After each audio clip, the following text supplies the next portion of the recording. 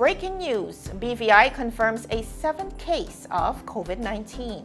UK MP responds to question concerning British OTs amidst COVID-19. All this and so much more when 284 News returns. We understand that you cannot come to the store and encourage you to stay at home. If you need assistance with bill payments, top-ups, or troubleshooting, we are here to help.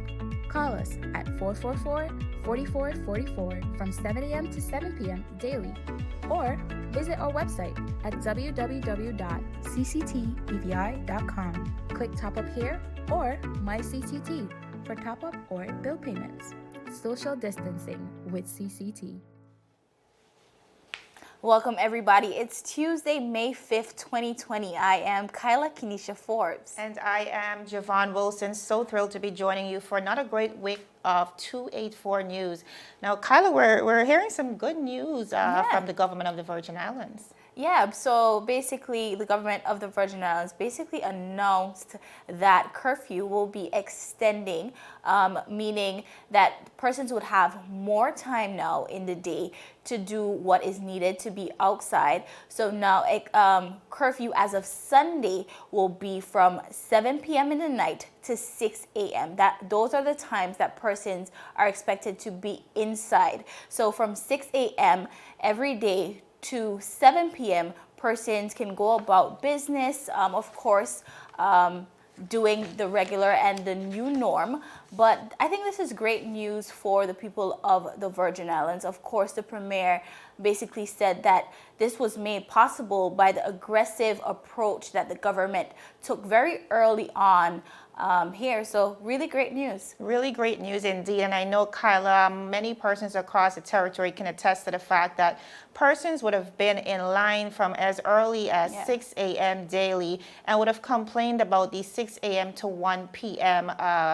Time that was attributed for us to get out and utilize those essential services. So again, welcome news from the government of the Virgin Islands to the residents. And I know persons are really happy now that they'll be able to at least have some more time to utilize those services. And the Premier is basically saying that this would take effect on Sunday for the next 14 days. So here we see the government taking approach step by step every 14 days, something new being implemented. So definitely great news, Javon. Certainly, and one step closer back to normalcy. Now, while that is good news for the territory, today, Kyla, the BVI also received unwelcome news. We now have a 7th victim who has tested positive for COVID-19.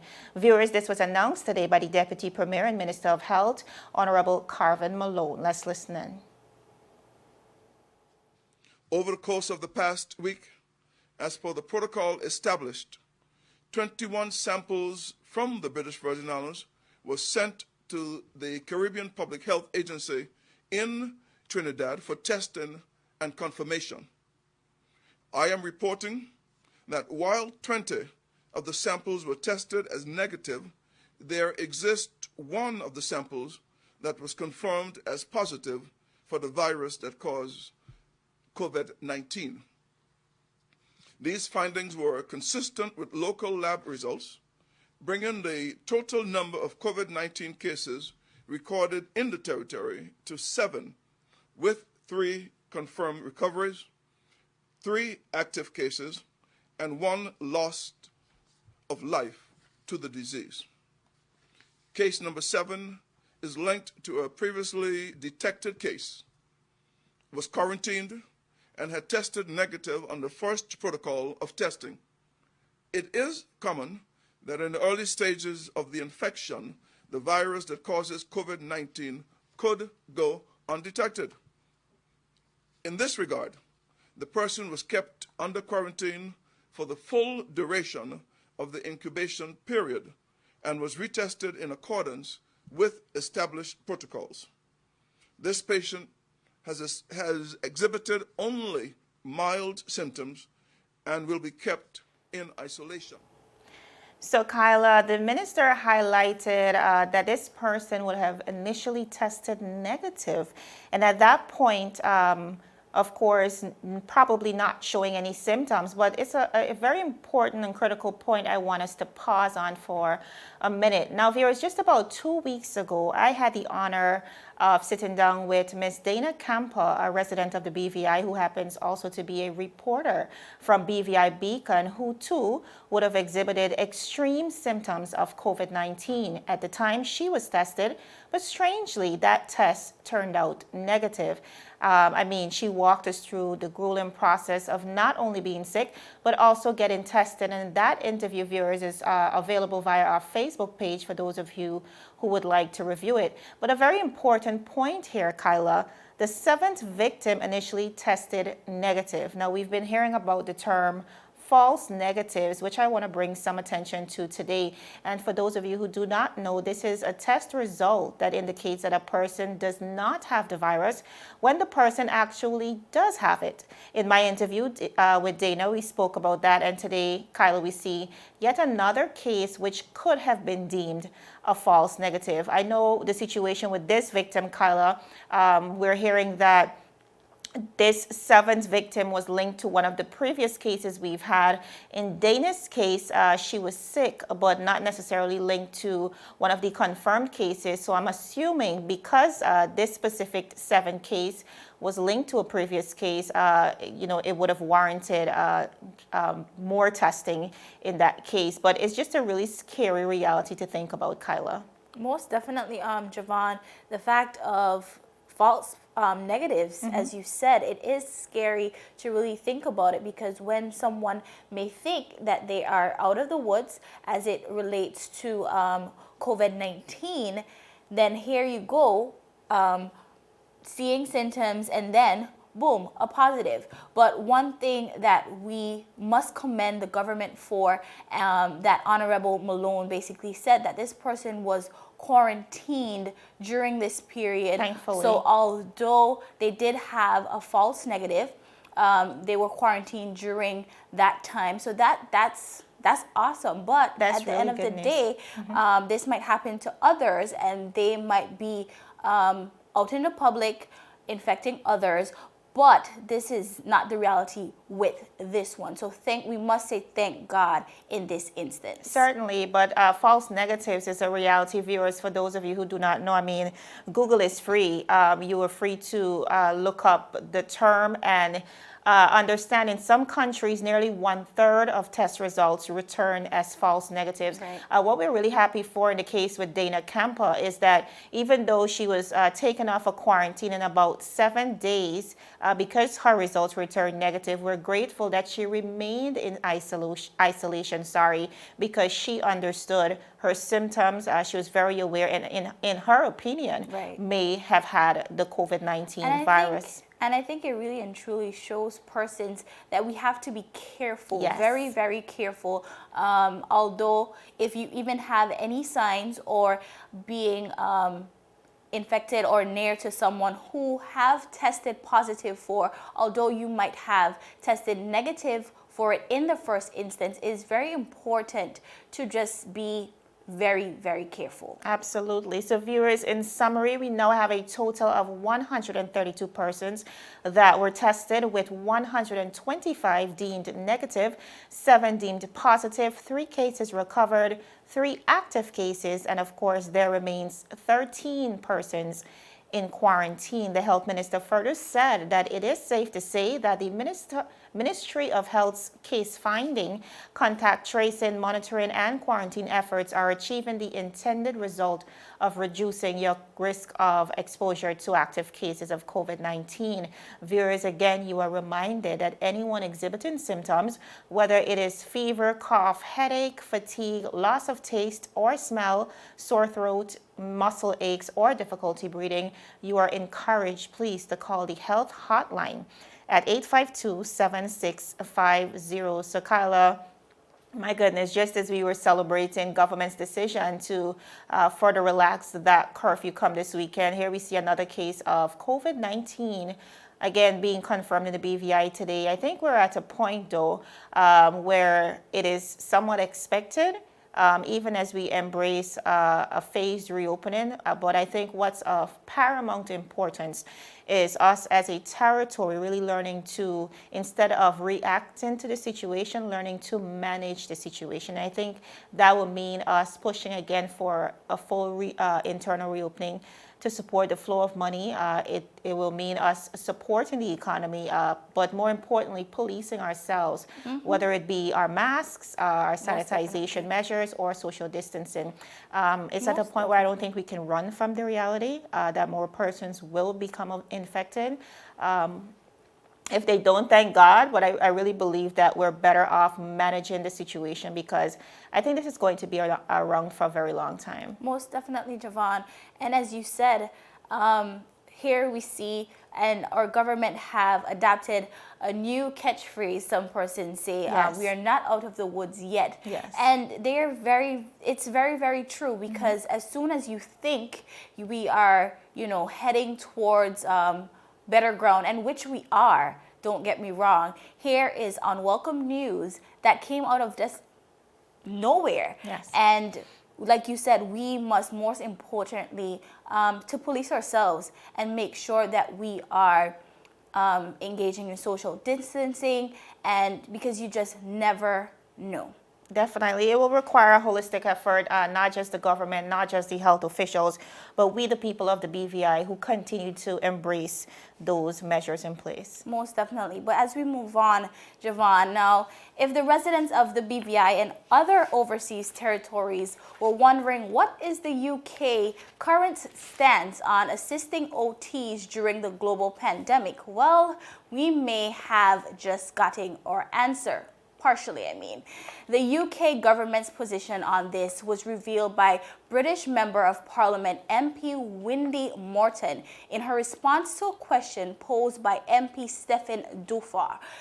MP Stephen posed a question on April 27th to the Secretary of State for Foreign and Commonwealth Affairs. He asked what support the government is providing to help the UK overseas territories' response to the health, economic, logistical, and transport effects of the COVID-19 pandemic. Well, Javon, this is a really good question, a question that have been lingering in the air since the COVID-19 entered the shores of the Caribbean. Now, MP Wendy Morton responded with a written statement published May 4th on the UK Parliament website. MP Morton firstly assured that she assured the UK Parliament that the Minister for the Overseas Territories and Sustainable Development is in regular contact with the political leaders and governors of these territories. She went on to expound on ways that the UK is helping the OTs. She said that the UK government is providing support to strengthen territories' public health systems through provisions of essential medical supplies, equipment, and personnel. She further said that the UK government has organized flights to enable British nationals to return to the UK from the overseas territories and to enable a number of British nationals in the UK to return to their homes in the territories. The flights also will carry medical equipment to the said territories. MP Morton went a step further in saying, just as the UK is doing, they are looking to overseas territories to make full use of their financial resources in order to address the needs of the people. Javon, as she so rightfully stated in her statement, the impact of this pandemic in the territories, it definitely varies. We could look at some statistics as it pertains to the number of COVID cases in the different OTs. Here we see Anguilla with just 3 confirmed cases to date. And as we go on, Cayman, Turks, it varies just across the board, especially the OTs that are here in the Caribbean. And basically she said, due to the variation in cases and impact, the UK cannot apply a one-size-fits-all approach. MP Morton said the UK government's support is calibrated according to each territory's impact. Now, Javon, Interesting. Kyle, I know this is a question as a territory we've been waiting on the answer. Like you said, a lot of persons are looking to the UK because as a British overseas territory, we stand to inherit a lot of things. Do we get to that? Not necessarily. One of the things we want to reflect on is the fact that ever since Irma and Maria, the BVI has been waiting on substantial help from the United Kingdom. A lot of persons are disgruntled about the fact that not enough came and spoke out against that. One thing I recognize with the government is that it prides itself in what we've been able to do thus far for ourselves in light of the fact that this is a pandemic and all countries across the board are affected and are working with limited resources. The government, for example, have mentioned that $12 million already have been injected to ensure that medical professionals are trained, to ensure that the isolation unit and other facilities were retrofitted to make way for us to take care of COVID positive cases in the territory. We've also ordered our own test kits. So when it comes to self-sufficiency, so far the government of the Virgin Islands, based on our reserves and what we can do, they have been doing a really great job. As it relates to what we can expect from the UK, that still remains questionable at this time. And like you said, it varies according to the territory. I know for sure that just about 1,500 test kits were sent down by the United Kingdom, but beyond that, we're not sure what else we can expect. As you said, we've seen little efforts from the United Kingdom's government, but this answer alone, Javon, kind of shows that it's a bit vague. It is. So I guess we'll have to wait and see just a little more, or this might just be our answer. So viewers, still ahead. Education Minister responds to explicit messages thread that went viral among the student body, and Norwegian Cruise Line expresses fear in their future ability to operate. All this and so much more when 284 News returns. Eco? Eco? Eco? Everyone is speaking about eco-friendly products. We wanted to take the time to introduce the Eco Island brand. Eco Island is a brand dedicated to providing you with a reliable and cost-effective solution. Eco-friendly products for your restaurant, hotel, bar, office, and home. With takeaway trays, bags, cups, paper straws, cutlery, and cleaners. For more information, follow us at Eco Island 100. Viewers, welcome back to 284 News. Now, yesterday, parents in the British Virgin Islands took to social media to voice their disgust on indecent messages being sent by students via the newly implemented virtual education system. The students were greeted by a stream of expletives in their inbox from other students. Now, in an invited comment, the Minister for Education, Dr. the Honorable Natalia Wheatley, said that the matter has been dealt with. Listen in.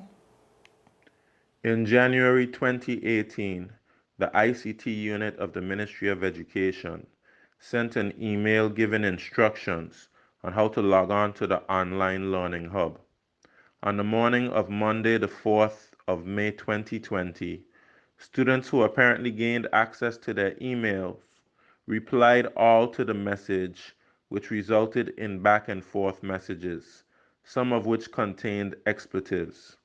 When the ICT unit of the ministry became aware of the situation, they took steps to disable the students' ability to send these messages.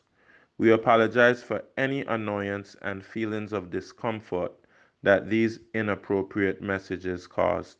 The students will be disciplined accordingly. So, Kyla, based on what we're hearing here, it was basically a blast mail that was sent out via the Learning Hub. The email went out to all the students with an account, and then we saw the students responding by clicking reply all. Now, the problem is the content. It was despicable, it was very disrespectful, and for me, it really spoke to the true reality of some of the struggles our teachers generally have to deal with when it comes to our students. Luckily, the ministry has addressed the specific issue of the email going viral in that manner, but I think this really exposed us to a bigger matter at hand. Our children are seemingly buying into, I think, a climate of disrespect. Now, the ministry's official response said that students will be disciplined accordingly, according to what you can see on the screen. At this point, Kyle, we're not sure what's within the confines of discipline. We're not sure exactly what measures will be implemented on those students. But a lot of parents have taken to social media and are now calling for the students in question, to issue a public apology. One person suggested that students should receive a 0 on their first assignment, and some going as far as to suggest suspension. Now, again, Kyla, we're not sure what will be done going forward. But again, this inappropriate language, for me, is just a reflection on not only themselves, but also their families, their schools, and the society at large. And I think, especially at this time, where we're fighting a national crisis, and we're looking for, our children and everybody. We need all hands on deck. We need positive minds on deck. And I think now more than ever, good character is very important as we face the challenges associated with COVID-19. I agree, Javon. On social media, this, as you said, went viral. And we saw where some parents was actually blaming the ministry. And as you said, I think our students are just buying into a culture of disrespect in general. I think here, as you said, a national crisis, and the ministry, the government is doing the best that they can. Yes. But this behavior, it speaks to, as you rightfully said, the families, the school, the student, everyone, because this is something that we have to get a hold on as it relates to our young people, to think that this is okay. It doesn't matter if it was a mistake, they didn't know that it was going to the general tread, it if cannot it was be condoned. WhatsApp, it just cannot be condoned. So yes, most definitely, it was definitely despicable, to see yesterday just the responses that's coming from our young people here in the BVI, as we were supposed to be starting a new school term, trying something new, virtual learning. And this is the first thing that teachers, primary school students was greeted with first thing in the morning. I'm hearing as young as 10 years old. And Kyle, I'm really happy that, you brought up the point of accountability, because I feel like when things like these happen, we always look for the next person to blame and not necessarily look to examine ourselves and our children and the roles that we play. And again, especially in these times, it will require a holistic effort. We cannot continue to blame each other. We really have to step up and do what we need to do and be as accountable as we need to be. I'm just really hoping that, and I think this is the sentiment of a lot of residents across the territory, that these students will be rightfully disciplined, because like I said, we cannot condone this type of behavior going forward. I definitely agree. But as we move on, Javon, the Norwegian Cruise Line disclosed there is a substantial doubt surrounding the cruise line's ability to operate and make a profit. The coronavirus pandemic has wreaked havoc on the entire cruise industry. The coronavirus outbreak, including its effect on the ability or desire of people to travel, is expected to continue to impact NLC's results, operations, outlooks, plans, goals, growth, reputation, the cash flow, the liquidity, demand for voyages, and the share price, the company said in a securities filing published yesterday. They further said these factors have raised substantial doubt about the company's ability to continue as a going concern. And Javon, simply put, the company is having doubts of being able to operate and make a profit. The company also announced it expects to report a loss for the first quarter of 2020, which ended March 31st, and for the entire year.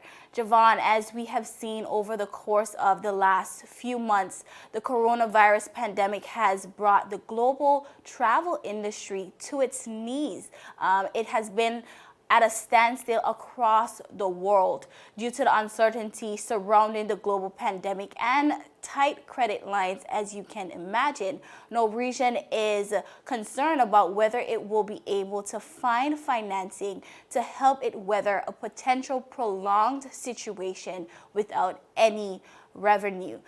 This situation actually hits closer to home, Javon, than we may actually think, because although we are talking about an international cruise line, Norwegian actually brings many passengers to the shore of the BVI. So we see where this is actually related to our tourism industry. And it's not just Norwegian, but all cruise ships across the line are just trying to weather this prolonged storm, as I said earlier.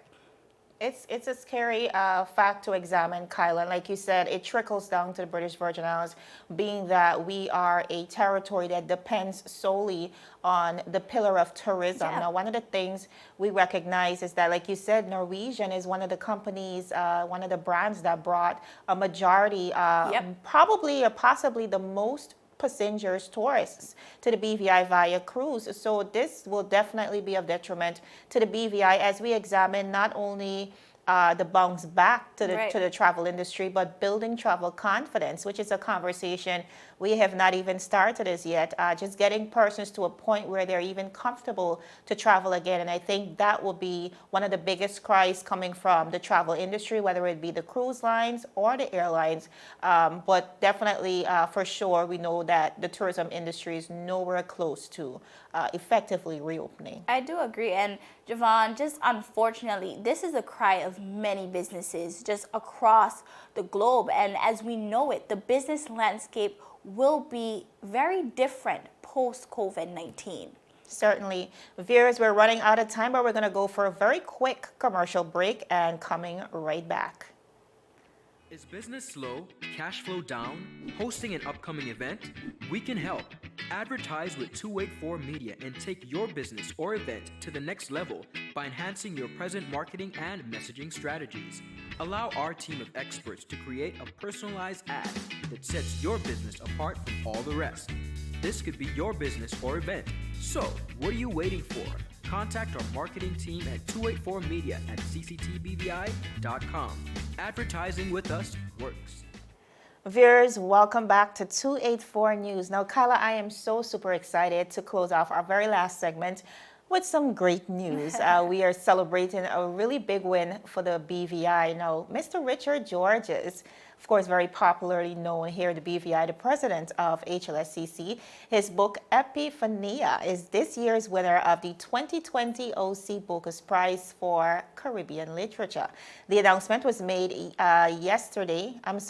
days ago, May 2nd. In this year's competition, books were judged in 3 categories. That is poetry, fiction, both novels and collections of short stories, and literary nonfiction, including books of essays, biography, and autobiography, history, current affairs, travel, and other genres, which demonstrates literary qualities and use literary techniques regardless of subject matter. Now, there was a panel of 3 judges for each category who determined category shortlists and winners. Richard's book won the initial category for poetry. Now, the 3 category winners were then judged by a panel of 4 judges who eventually determined the overall winner, our very own Mr. Richard Georges. Now, this is a huge accomplishment for Richard, who in an invited comment said, quote, "I am honored, humbled, and full of gratitude for having won this award. I could not be prouder to have been spotlighted against the excellent and iconic writers Edwidge Danticat and Tessa Mackwat. This moment I see as a pivotal one for BVI literature to begin to take its rightful place in the Caribbean canon, and I look forward to using this opportunity to spotlight the work of my forebearers as well as younger, newer voices." Now, Kyla, sponsored by One Caribbean Media, the prize comes with an award of, get this, $10,000 US.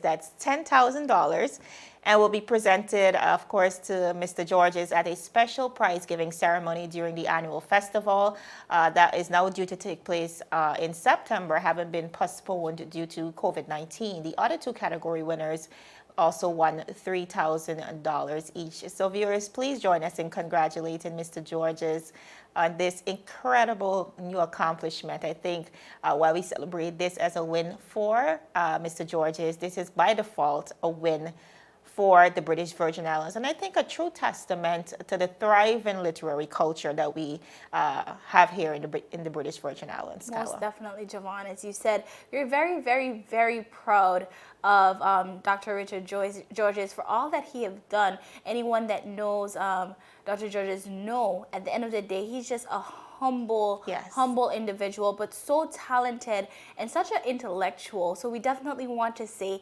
just great job and congratulations on this achievement. And if you missed it, sorry to cut you, Kyla, if you missed it, Mr. Georges did an exclusive interview with our very own Ron Grant on the art of a distinguished gentleman. That was recently. So viewers, if you missed it, you're free to go ahead and review that interview via our 284 Media page. Yeah, that's actually a good point, Javon. Persons who are not aware of who Dr. Georges is, I don't know how, but not aware of who he is, you truly get a true taste of his story and who he really is via that interview. So definitely go over to The Art of a Distinguished Gentleman and check out that interview. So viewers, of course, that is it for today's news roundup. Be sure to follow us for daily news updates at 284media.com and like us on Facebook at 284media and 284BVI on Instagram and Twitter. Of course, it's always a pleasure. I am Kyla Kenesha Forbes. And my name is Javon Wilson. So thrilled to have been able to join you once again. You can join us again tomorrow, of course, for more honest, impartial news right here on 284 Media. Have a great balance of the evening, everyone. We understand that you cannot come to the store and encourage you to stay at home. If you need assistance with bill payments, top-ups, or troubleshooting, we are here to help. Call us at 444-4444 from 7 a.m. to 7 p.m. daily, or visit our website at www.cctbvi.com. Click Top Up here or My CCT for top-up or bill payments. Social distancing with CCT.